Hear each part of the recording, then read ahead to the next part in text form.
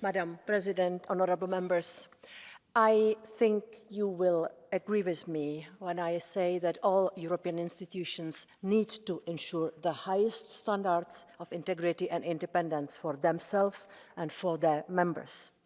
We all know that democracy can only flourish if a climate of trust and confidence between the citizens and the institutions who serve them. This is essential to maintain public confidence in the European Union and to preserve the impartiality of the decision-making process in each institution.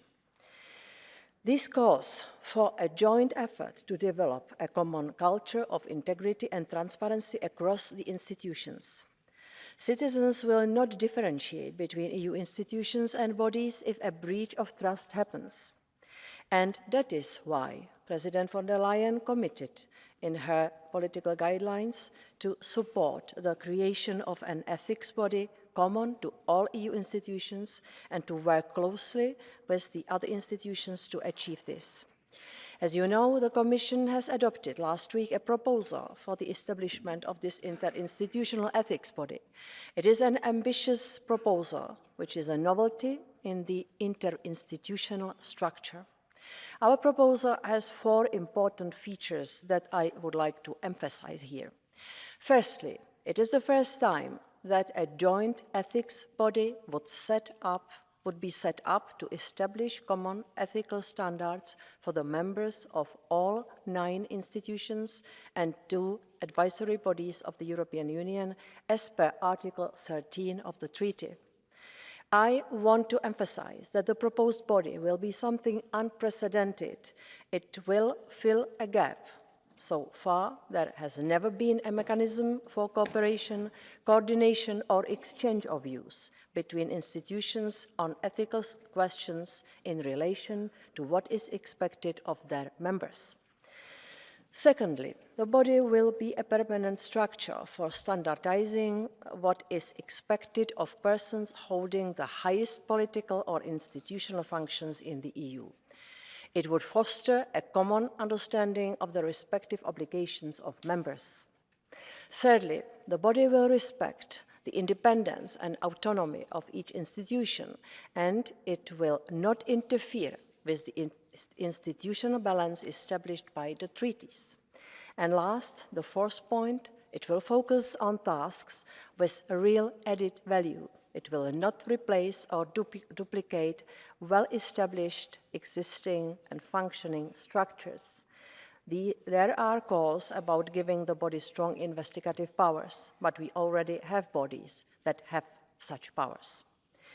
The proposed body will not interfere with the mandate of investigative bodies like the European Anti-Fraud Office, the European Public Prosecutor's Office, the national judicial and prosecution authorities, or the European Ombudsman. In this context, I heard voices, notably from this House, which call for a powerful and autonomous investigative body, but an ethics body with enforcement powers over the members of the institutions would not respect the principles of institutional autonomy and institutional balance. Such powers are reserved to the investigative bodies that we already have and to independent courts. The OLAF can already investigate fraud and breaches of professional duties by members of the institutions. Our focus should thus be directed on supporting OLAF or to facilitate its work. The Director General of OLAF sent very clear messages in this regard in his speech last week. Regarding the mission of the ethics body to develop standards, I would like to highlight very briefly 3 points. Firstly, the standards would relate to areas which are crucial for the independence and integrity of the members of all institutions. Standards on members' conduct will be complemented by a standard for concrete implementation, monitoring and enforcement mechanisms in each institution. In this context, a specific standard for checking the compliance and ensuring follow-up in case of breaches will be developed. For instance, the standard could detail how a breach of internal rules by members of the institutions may be reported to OLAF. The body will also develop a standard for transparency of information gathered in the areas covered by other standards. It will concern, for example, the disclosure of individual interests and assets through specific declarations in order to avoid doubts on the independence of members of the institutions. Secondly, all these standards should be common and address the ethical risk that all institutions face.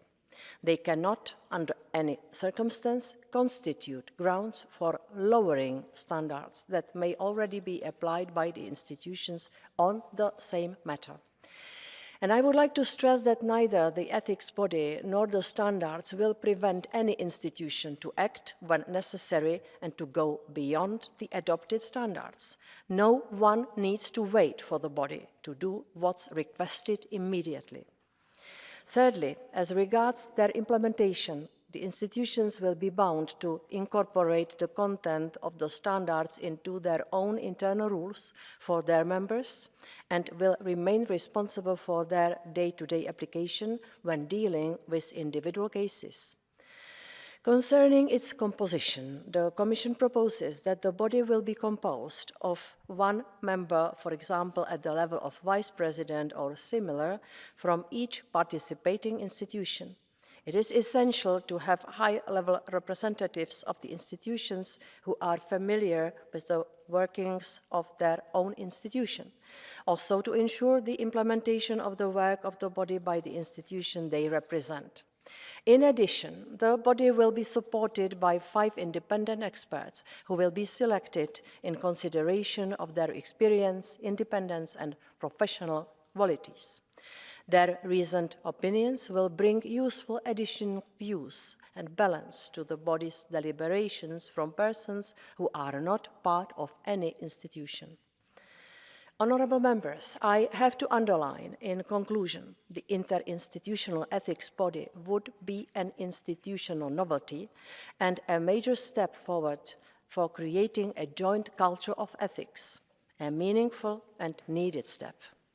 It would demonstrate the importance that all institutions attach to high ethical standards for their members. The crucial part of the common work starts now. We will explain our proposal to all institutions concerned and convince them that the Commission's proposal is the most suitable option for protecting ethics and integrity at EU level. We are determined to achieve that all institutions will join the negotiations and adhere to this interinstitutional ethics body.